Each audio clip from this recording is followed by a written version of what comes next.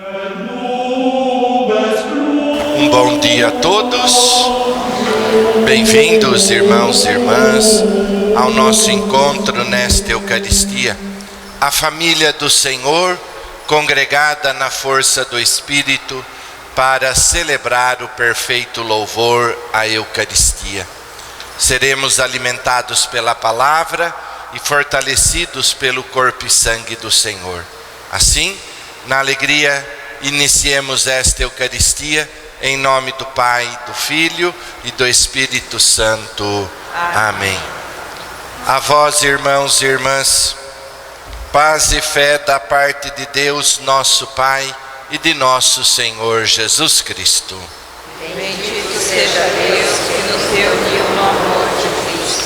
De coração contrito e humilde, aproximemo-nos do Deus justo e santo, para que tenha piedade de nós, pecadores. Oremos.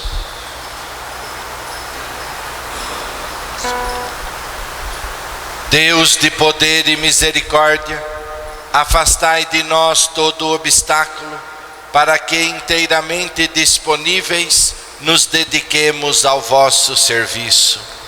Por nosso Senhor Jesus Cristo, vosso Filho, na unidade do Espírito Santo. Amém.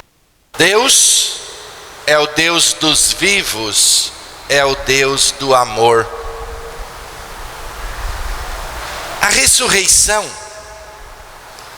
é o antigo e sempre atual questionamento sobre o que acontece depois da morte. Quantas vezes nós já não conversamos sobre isso? É uma pergunta, uma dúvida que se faz presente em nossas rodas de conversas, porém, nem sempre iluminadas adequadamente pelo ensinamento e a certeza do presente que recebemos de Jesus, o Senhor vencedor da morte. Em Cristo nós vivemos, em Cristo nós vamos permanecer, e sempre para a vida. A morte não é para nós a destruição. A morte é a transformação da nossa vida. Tanto São Paulo, quando ele escreve, ele usa um termo dizendo que nós adormecemos em Cristo para ressurgir com Ele na glória. Os saduceus, eles são sacerdotes responsáveis de guardar o templo e a lei. Eles só aceitam o Pentateuco, os 5 primeiros livros da lei, a Torá, na qual não se fala nada da ressurreição. Acreditavam na lei de Moisés, mas acreditavam, como eles inicialmente, que a alma morria junto com o corpo. Diante disso, eles se apresentam diante de Jesus e colocam o caso da mulher que teve 7 maridos sem deixar descendentes. Apresentavam o caso como o próprio Evangelho explica para nós, a partir da lei do levirato. O que é esta lei? É a lei que devia garantir a descendência. Se o marido morresse sem deixar descendentes, para o judeu a descendência é fundamental e lógico que, de preferência, o primogênito, né?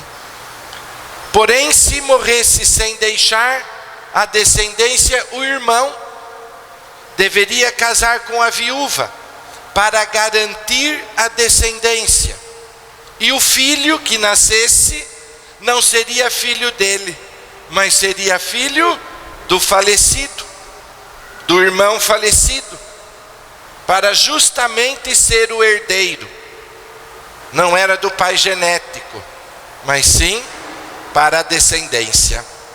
Essa era a lei do levirato. E diante desta lei, os saduceus então colocam esta questão. Uma mulher casou e o marido morreu sem deixar descendentes, o irmão, o segundo, o terceiro e assim os 7. E aí, vai ser esposa de quem? Quando ressuscitar. Introduzem o caso para mostrar na concepção deles o absurdo da ressurreição, na compreensão deste grupo. Jesus, como sempre faz, primeiro não se intimida diante das perguntas e responde com clareza. Jesus não foge ao debate. Jesus senta, explica uma, duas, quantas vezes forem necessárias. E Jesus responde aos saduceus em 2 momentos. O primeiro, ele explica o mundo, o outro mundo, para onde nós vamos, onde nos espera, junto de Deus. Não é reprodução do mundo presente.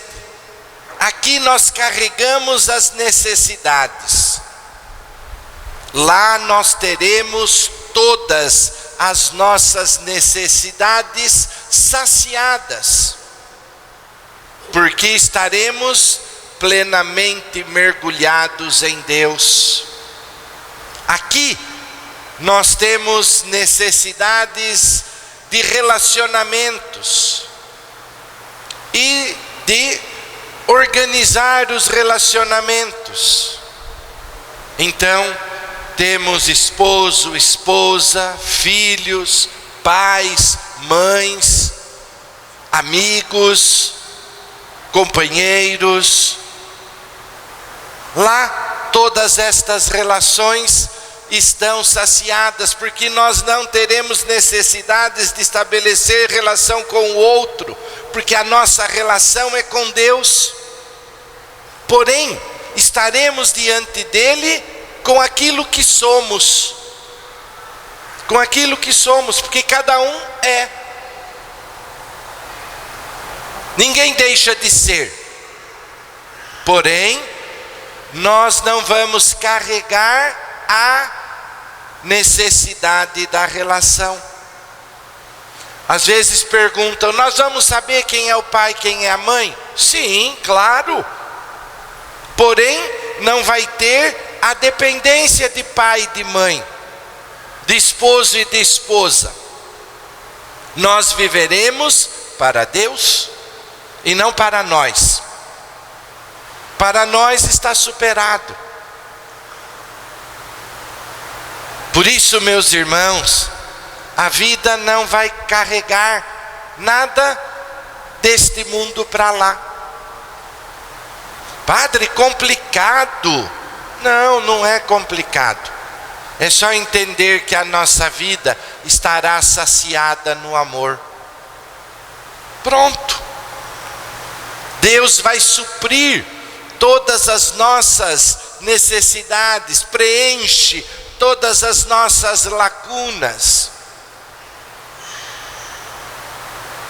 Imaginem a confusão se não fosse assim, para organizar a vida desta mulher com 7 maridos, ou de 2, ou de 3, né? Não é assim. Nós estaremos todos diante de Deus como somos. Como somos, cada um. E olhando para Deus, para o louvor. estaremos todos juntos, sem essas dependências. Meus irmãos, Jesus, Ele ensina para nós. O segundo argumento que Ele dá, então o primeiro é esse: nós não carregamos para o céu o mundo daqui, esse fica aqui, e lá nós vamos para uma outra realidade, onde tudo está na plenitude. O segundo argumento: Deus é o Deus, o Senhor da revelação, Deus dos vivos. Então Ele não pode ser Deus dos mortos. Ele nos chama para a vida, e Ele, o garantidor disso, não pode ser diferente. O sentido da vida humana é viver para Deus. Uma vida assim não conhece fim. Quem está em Deus está sempre vivo. São Paulo vai dizer: se nós vivemos em Cristo, morremos em Cristo, com Cristo nós também ressuscitamos. Porque quem vive em Cristo vive, e viver em Cristo é o nosso lucro. Jesus ensina: eu sou a ressurreição. Quem acredita em mim, ainda que morra, viverá. E todo aquele que vive e acredita em mim, não morrerá para sempre. Ele diz estas palavras na ressurreição de Lázaro, e diz para Marta, e terminando ele pergunta: você acredita nisso? Ela responde: sim, Senhor, eu acredito que tu és o Messias, o Cristo, o Filho de Deus. E Jesus também pergunta para nós: e você acredita nisso?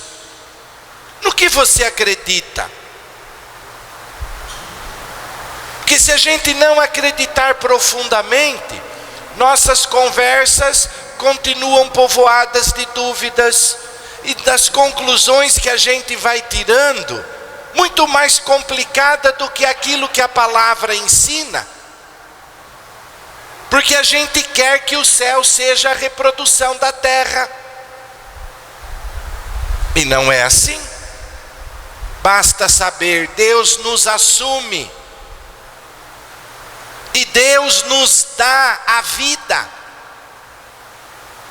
Ele quer, e Ele estabeleceu que é assim. Viveremos como anjos, voltados para Ele. O amor maior da nossa vida é este amor supremo, e não outros. E diante disso, toda a nossa vida saciada. E vamos compreender que toda a experiência do amor que nós fizemos nos levou à supremacia do amor divino. Olha que beleza! Não é para dizer: então aqui nada tem sentido. Claro que não, tudo tem sentido, porque nos leva para Deus. E nós vamos compreender tudo isso. Isso vamos compreender. O que nós não teremos, volto a dizer, é a dependência. As nossas relações estarão plenificadas. Meus irmãos, aqueles que acreditam em Jesus já experimentam aqui, por meio das limitadas relações que nós temos, a vida plena, a plenitude da vida e do amor desde já. Assim, podemos enfrentar até a morte. Ela não nos mete medo, sabendo que está preparado para os que mantêm o seu coração no amor de Deus e na perseverança em Cristo, um futuro glorioso, como lembrou a segunda leitura para nós. em Cristo, na força do seu amor, na perseverança em Deus, nós teremos um futuro glorioso, feliz, onde a vida tem a sua realização plena. Amando o Deus que é amor, estaremos nele nesta vida e na eternidade. Aqui de forma limitada, porém no céu de forma plena. O Deus de amor deseja para todos uma vida feliz, feliz para sempre. A vida futura é consequência desta vida e não imitação desta vida. Rezemos, meus irmãos e minhas irmãs, pedindo ao Senhor a clareza necessária que a fé nos dá. E peçamos: Senhor, eu creio, em Ti espero, quero caminhar na terra com os olhos fixos no céu, para que a minha vida tenha cada dia mais sentido e eu saiba mergulhar a minha vida no amor. Que Deus nos abençoe, nos ilumine, que assim seja. Amém.